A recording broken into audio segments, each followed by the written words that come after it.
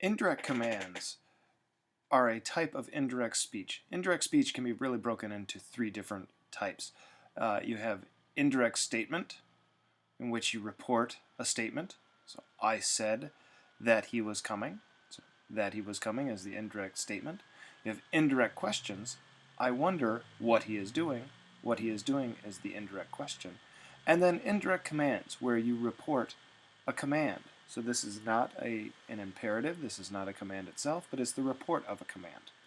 And this is going to be a type of subordinate clause that uses the subjunctive. So, for example, in English, we have the sentence, I ask that you finish all your work. I ask is the main verb, and that you finish all your work is the indirect command. If it were a direct command, I would say something like, finish all your work. Right? Or another example, he prays that everything turns out well. So he prays is the main verb, is the main clause, and that everything turn out well is the indirect command.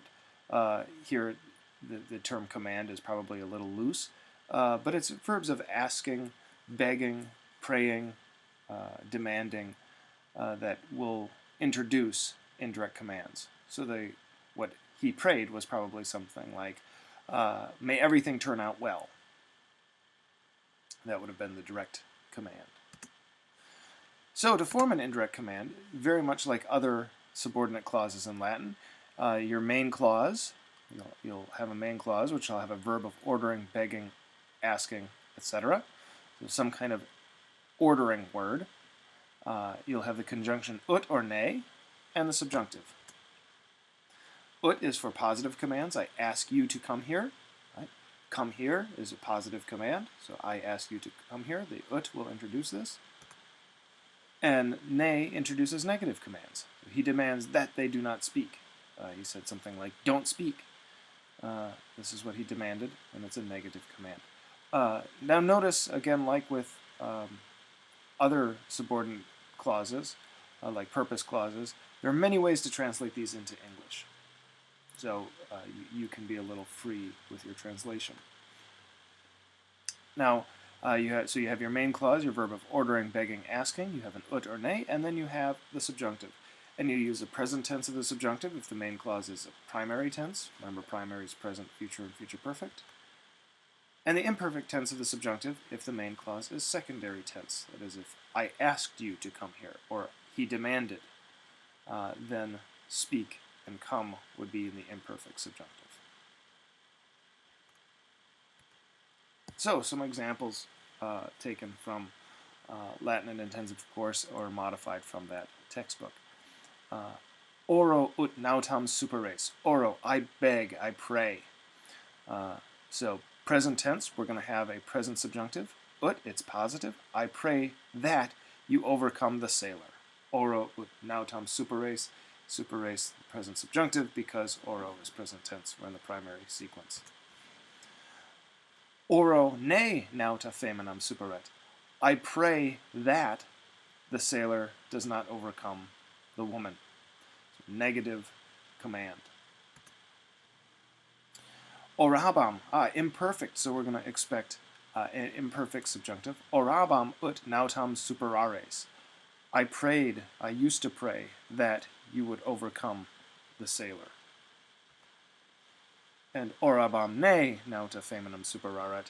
I used to pray that the sailor would not overcome the woman. So, secondary sequence, both taking imperfect subjunctive. Primary sequence, the subordinate clause will be in the present subjunctive. So, some examples here, a few more taken from Latin and intensive course. Monuit ne de vita cogitaremus. He warned, he admonished, that we think, that we don't. Ne, negative command. He admonished that we do not think about life, de vita. So, perfect tense, we're in a secondary sequence, so we're going to use the imperfect subjunctive. He warned that we do not think about life. Monemus ut de vita cogitatus. Monemus, we admonish, we warn